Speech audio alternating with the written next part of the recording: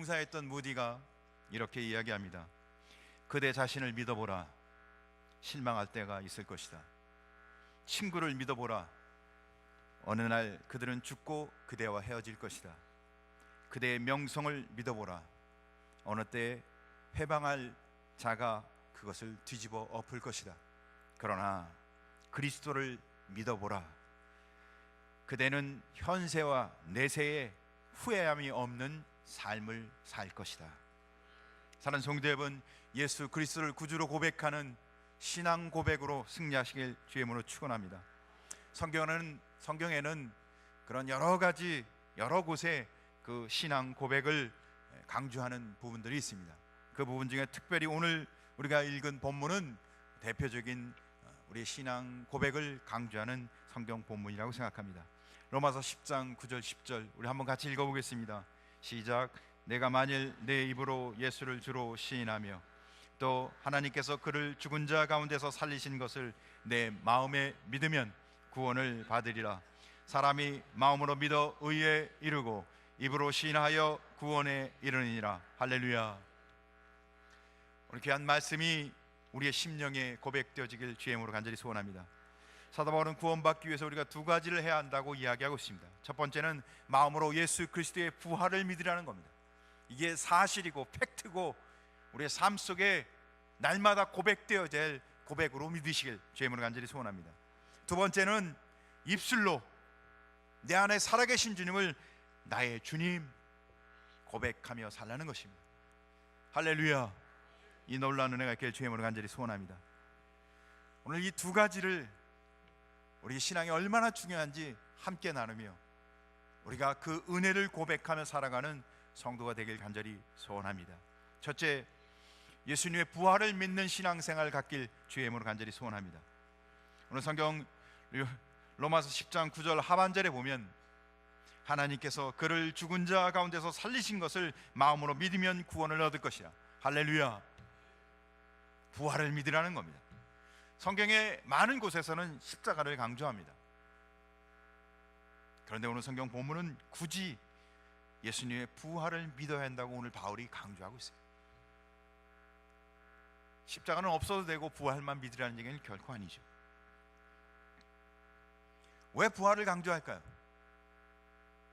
만약에 예수님의 부활이 사실이 아니다, 그렇다면 우리가 지금 예배 드리는 것, 예수님을 믿는다고 말하는 것, 이게 다 헛것이기 때문입니다. 부활이 없다면, 부활이 가짜라면 예수님이 살아계신 게 아니에요. 예수님은 다시 살아나신 게 아닙니다. 살아계셔야 그분이 내 안에 들어오지 않겠어요? 그분이 나와 함께하지 않겠어요? 부활이 없다면 우리의 신앙은 다 이론이고 신념에 불과한 것입니다. 부활을 믿을 때 살아계신 주님이 나와 함께 하시는 줄 믿으시 바랍니다. 부활이 있을 때, 내가 예수님을 믿을 때 그분이 내게 들어오시고 나와 함께 하신다는 겁니다. 부활을 믿는 믿음으로 죽음을 이기고 날마다의 삶 속에서 신앙으로 승리하는 실제적 신앙생활을 하시길 주의 이름으로 간절히 소원합니다. 그래서 고린도전서 15장 부활장이라고 이야기하는 성경, 사도 바울은 이렇게 선포합니다. 고린도전서 15장 14절, 그리스도께서 만일 다시 살아나지 못하셨으면 우리가 전파하는 것도 헛것이요 또 너희 믿음도 헛것이며, 17절, 그리스도께서 다시 살아난 일이 없으면 너희 믿음도 헛되고 너희가 여전히 죄 가운데 있는 것이요. 사랑하는 성도 여러분, 기독교 신앙에서 가장 중요한 건 십자가와 부활입니다. 복음의 핵심이에요. 이것이 기독교를 지키는 두 개의 기둥입니다. 그래서 바울은 오늘 부활을 강조하고 있는 거예요. 부활이 있어야, 예수님이 다시 살아남이 있어야 내가 오늘 그 살아계신 하나님과 함께하는 신앙생활을 할 수 있기 때문에. 예수님은 인간의 몸을 입고 이 땅에 오셨습니다. 그러면 30년 동안 부모님 밑에서 목수의 일을 하며 지내다 30살이 되었을 때 공생애를 시작합니다. 그렇게 3년 동안 공생애를 하신 후 십자가에 죽으시죠. 그런데 사람들은요, 그분을 하나님의 아들이라고 믿었을까요? 많은 사람들이 믿지 않았습니다. 보십시오. 30년 동안 우리 주변에서 아버지를 따서 목수를 하던 한 청년이 어느 날 내가 하나님의 아들이요 라고 말하는데 믿겨지겠냐고요. 그걸 쉽게 믿을 사람 별로 없었습니다. 3년 동안 예수님을 따라다녔던 제자들도 그렇게 쉽게 믿지 않았습니다. 그래서 하나님은 하나님의 아들이신 예수님을 십자가에 죽게 하신 후 3일 만에 부활하셔서 그분이 우리의 주와 그리스도가 되심을 명백하게 선언하십니다. 사도행전 2장 36절에 그렇게 기록하죠. 그런즉 이스라엘 온 집은 확실히 알지니. 사랑하는 성도 여러분, 십자가에 죽으시고 3일 만에 부활하신 분이 우리의 구주와 그리스도 되심을 확실히 알게 주임으로 축원합니다. 너희가 십자가에 못 박은 이 예수를 하나님이 주와 그리스도가 되게 하셨느니라. 할렐루야. 이 말씀은 예수님이 하나님의 아들이 아니고 주님과 그리스도가 아니었는데 부활함으로 인해서 주님이 되고 그리스도가 되었다는 얘기는 결코 아닙니다. 그분은 영원 전서부터 주님이시며 그리스도입니다. 그러면 영원 전서부터 하나님이십니다. 하나님이 이 땅에 오신 거예요. 우리의 구주가 이 땅에 오신 거예요. 그러나 제자들은 그렇게 믿지 않았다는 거예요. 3년 동안 그렇게 동고동락을 했는데, 3년 동안 그렇게 철저하게 주님을 추종하고 쫓았는데 믿지 못하고 다 받아들이지 않았다는 거예요. 선민 이스라엘은, 그들은 자기들이 하나님의 선택한 백성이라는 이 자존감에 죽고 사는 사람들 아닙니까? 근데 그 이스라엘 백성들조차도 하나님이 육신을 입고 이 땅에 오신 그 예수님을 믿을 수가 없었어요. 성경을 구약 성경이긴 하지만 통째로 외우는 사람도, 아니 모세 오경 정도는 그냥 쉽게 외우는 그런 교육을 받아서 철저하게 하나님 중심으로 살아갔던 그들조차도 예수님이 하나님의 아들이라는 것을 받아들이기가 쉽지가 않았어요. 그나마 예수님과 3년 동안 다녔던 제자들은 조금 감은 있었죠. 이분이 좀 남다르구나. 그러나 100% 확신하지는 않았어요. 연륜과 시간으로 나의 믿음과 신앙을 확신하지 마십시오. 요한복음 2장 19절과 22절에 보면 주님이 그분에 대해서 이렇게 말씀하고 계십니다. 예수께서 대답하여 이르시되 너희가 이 성전을 헐라 내가 사흘 동안에 일으키리라. 유대인들이 이르되 이 성전은 46년 동안의 지었건을 내가 3일 동안에 일으키겠느냐 하더라. 그러나 예수는 성전된 자기 육체를 가리켜 말씀하신 것이라. 죽은 자 가운데서 살아나신 후에야 제자들이 이 말씀하신 것을 기억하고 성경과 예수께서 하신 말씀을 믿었더라. 사랑하는 성도 여러분, 부활하신 주님을 체험한 이후에 그들이 주님이 하신 말씀과 성경을 믿게 되었다. 예수님이 그들에게 가르치고 그들에게 말씀할 때는 믿지 못하다. 설명해 주었을 때는 깨닫는 것 같은데 돌아서면 또 잊어버리고, 말씀을 들을 때는 은혜를 받은 것 같은데 돌아서면 또 잊어버리고, 주님이 주신 말씀이 확신 가운데 있지 못하고, 그런데 언제요? 부활하신 주님이 그들과 함께 할 때 그들이 어떻게 해요? 말씀을 깨닫고 주님이 하나님의 아들 되심을 깨닫게 됐다는 거예요. 누가복음 24장 45절에 보니까 이렇게 기록합니다. 이에 그들은 그들의 마음을 열어 성경을 깨닫게 하시고.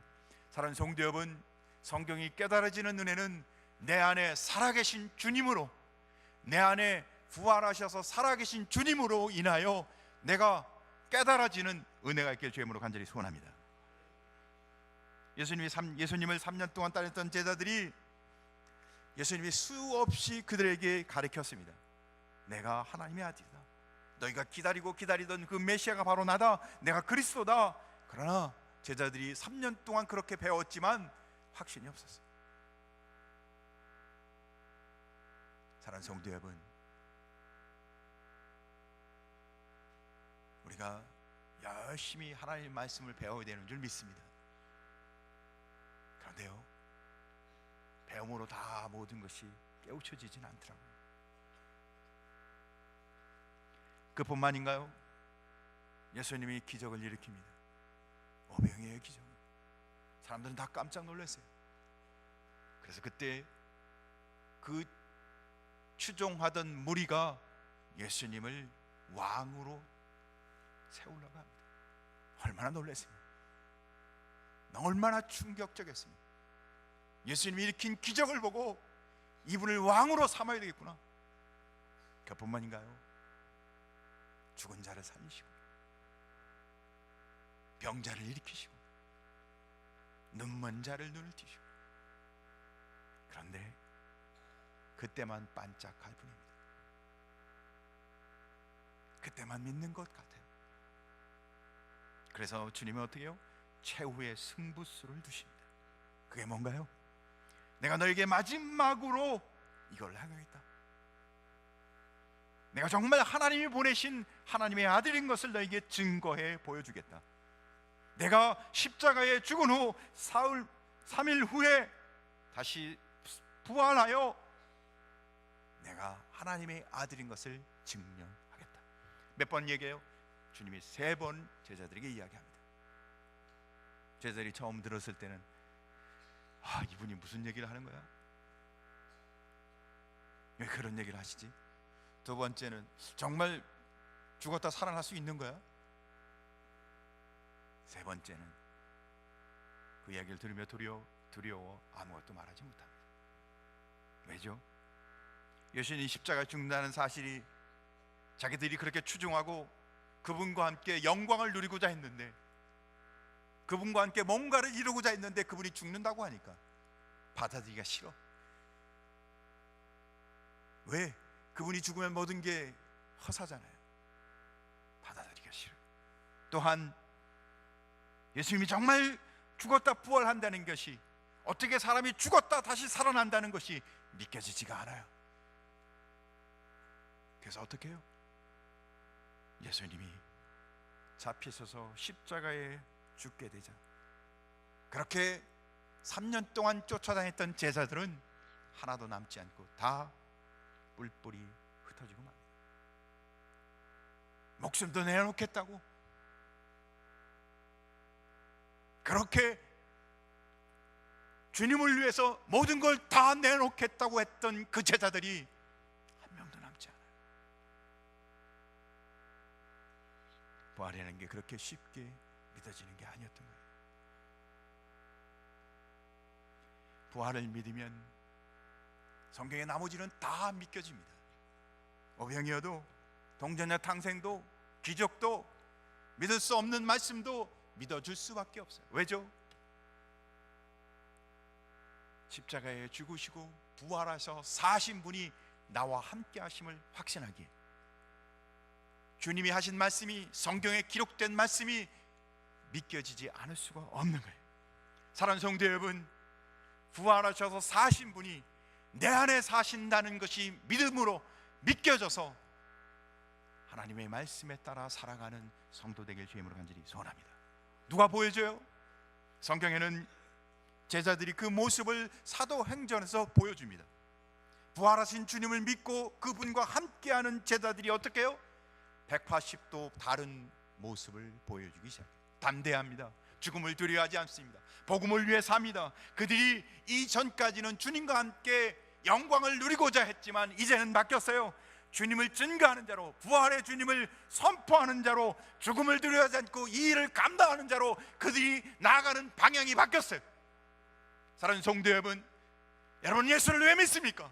살아계신 주님이 여러분과 함께 하셔서 뭘 추구하시나요? 뭘 얻고자 하세요? 제자들은 보니까 얻고자 한 것이 아니라 이미 얻은 살아계신 주님 때문에 주님을 선포하고 주님을 증거하는 삶을 살고 있었어요. 사랑하는 성도 여러분, 십자가에 죽으시고 부활하신 살아계신 주님이 내 안에 계신다면 그분을 증거하고 그분을 선포하고 그분을 위해 살아가는 성도 되길 주의 이름으로 축복합니다. 그래요. 실제로 그분을 만난 거예요. 초대교회에 살아나신 분이 아니라 오늘 내 삶 가운데 2000년이 지났는데도 불구하고 내 삶 속에 살아계신 주님을 체험하며 살고 있었던 겁니다. 그러니까 어떻게 해요? 그분이 하나님의 아들이시구나, 내가 기다리던 메시아구나, 그분이 바로 그리스도구나. 그러니까 어떻게 해요? 믿게 되고 그 믿는 대로 살아가게 됐던 겁니다.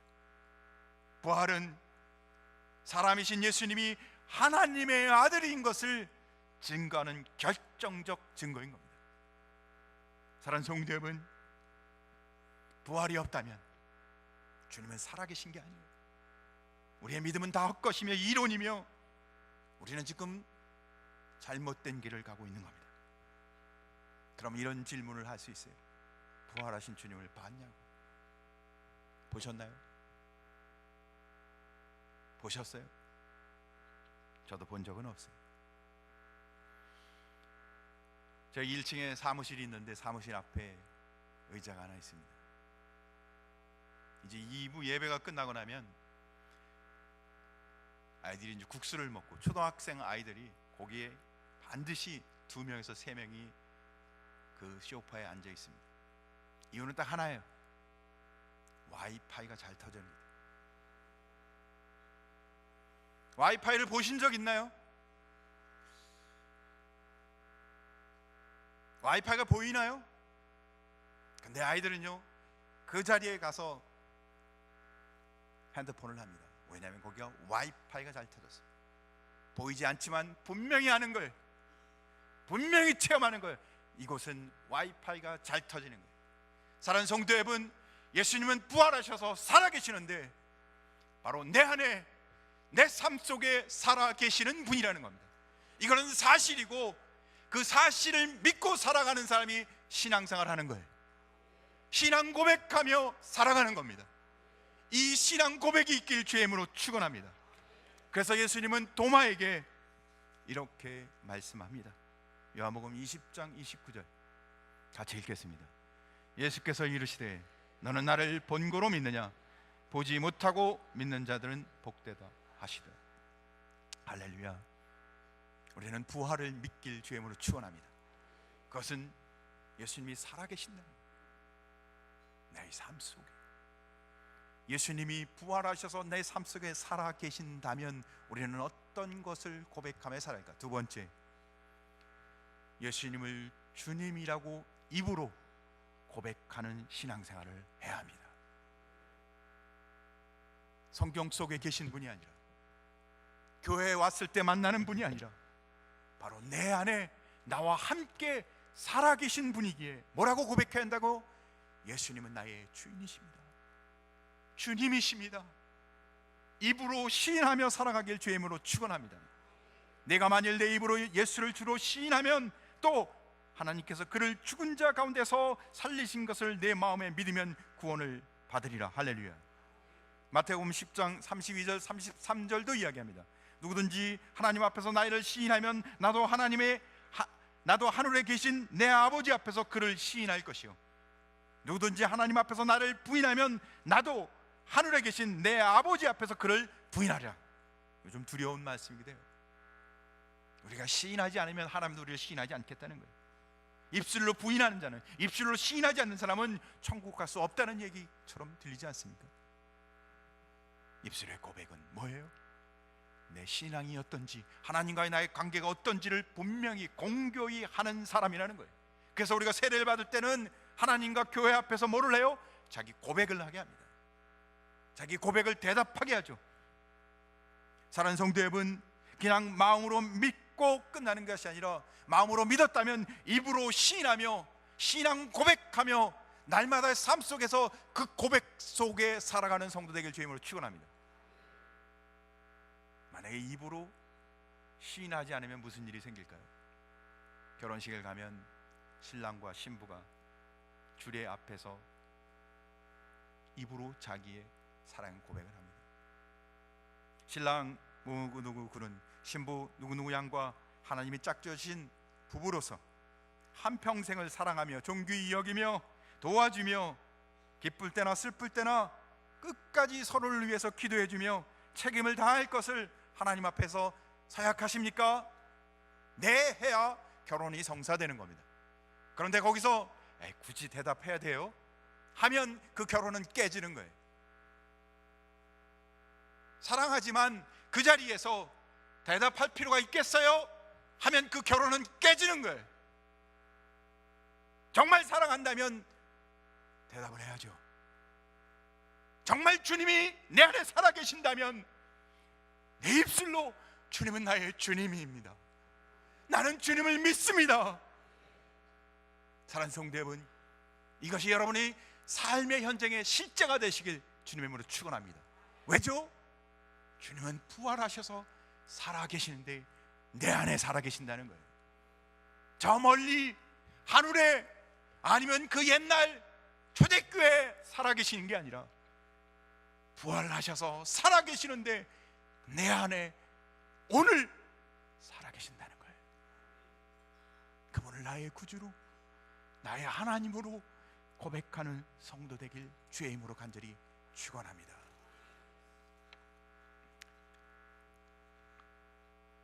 초대교회 성도들은 세례를 받을 때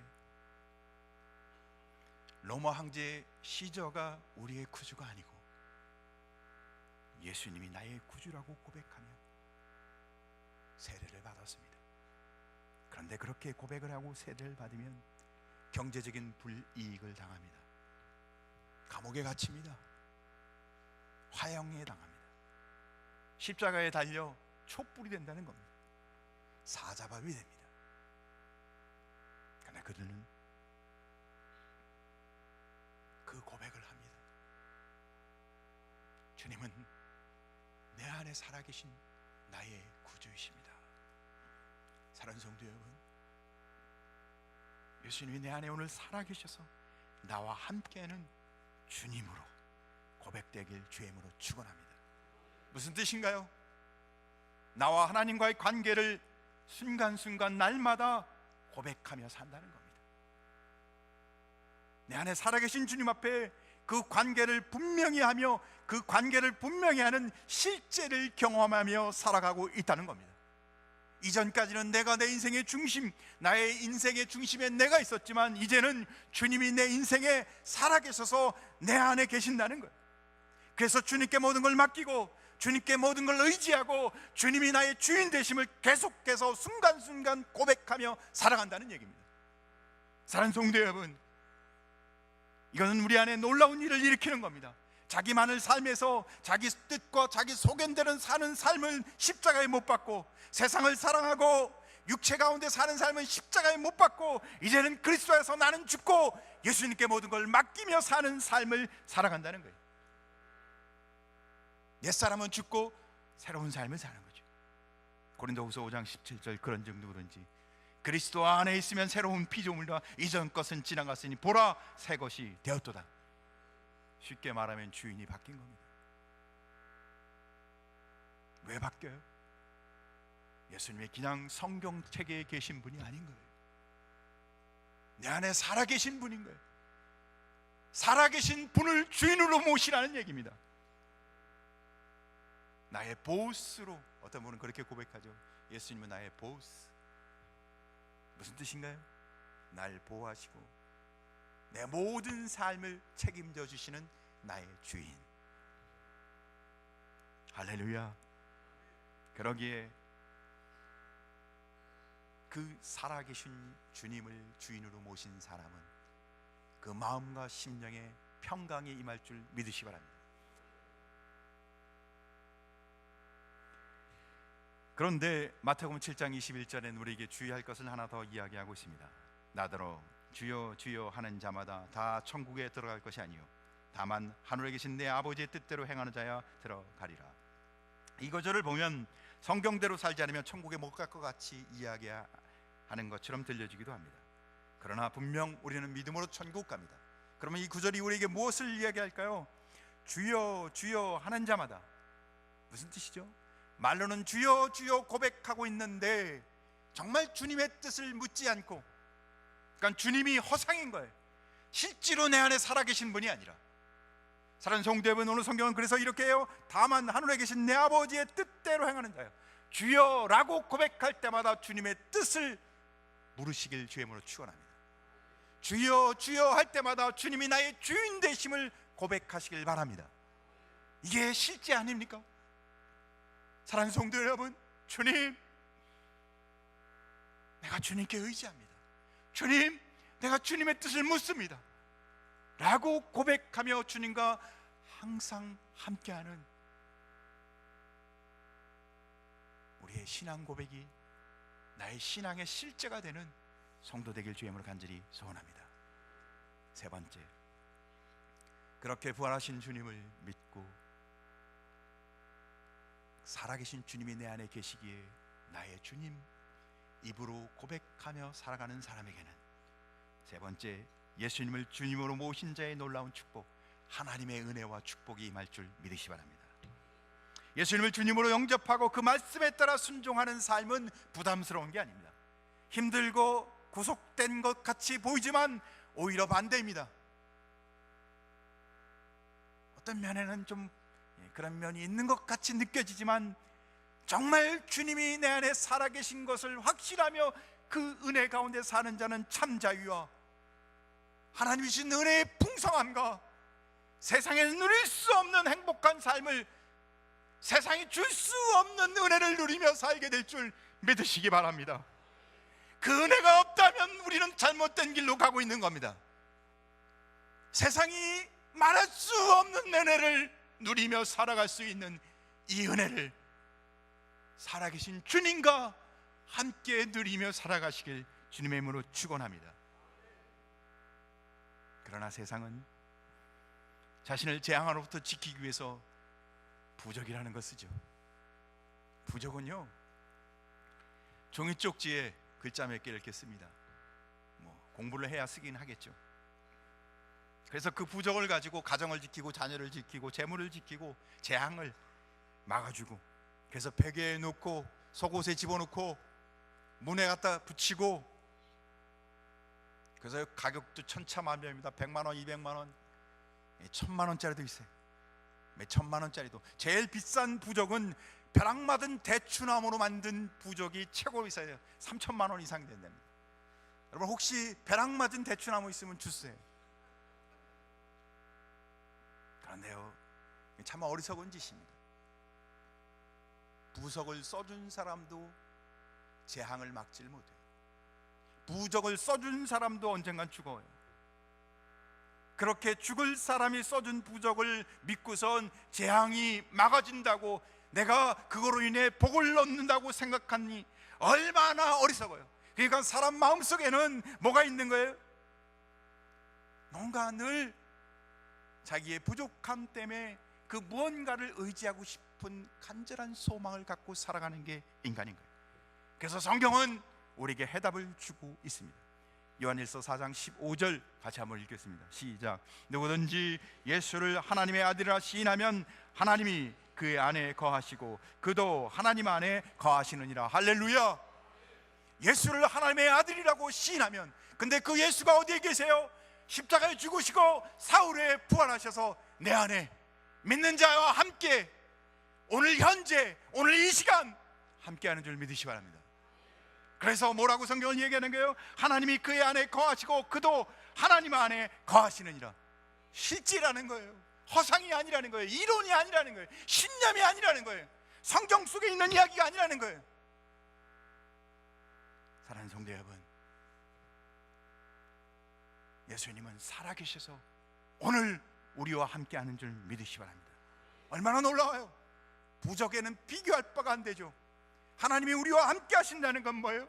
하나님이 우리를 책임져 주시고 보호하시고 나를 인도하시고 나의 전부를 지켜주신다는 거예요. 내 안에 주님이 살아계십니다. 세상은 긍정적 적극적 사고가 우리에게 가르쳐 주는 게 하나 있습니다. 나는 할 수 있다. 나는 할 수 있다. 그런데요, 이것도 대단해요. 이렇게 분명히 자기 의지를 가진 사람은요, 목표에 도달합니다. 그러나 전부는 아니죠. 모든 걸 다 할 수 있지는 않습니다. 한 사람이 이런 적극적 긍정적 사고만 가져도 목표를 도달할 수 있는데, 하물며 하나님이 내 안에서 내 대신 하나님이 할 수 있다 하시면 우리가 뭘 두려워하며 살겠습니까? 어떤 두려움을 내게 엄습할지라도 내가 무서울 게 뭐가 있겠습니까? 불가능이 있을 수 있겠어요? 사랑하는 성도 여러분, 예수님이 내 안에 살아계신 자, 살아계신 예수님을 나의 구주로 고백하는 자는 나는 할 수 없으나 내 안에서 하나님은 하실 수 있는 줄 믿으시 바랍니다. 하나님이 하시는 인생이 되는 거예요. 나는 할 수 있다 고백하는 인생이 아니라 이제는 인생이 바뀌는 거예요. 하나님이 하시는 인생, 하나님이 하시는 인생, 다른 인생을 사시길 주의 이름으로 축원합니다. 기도하겠습니다.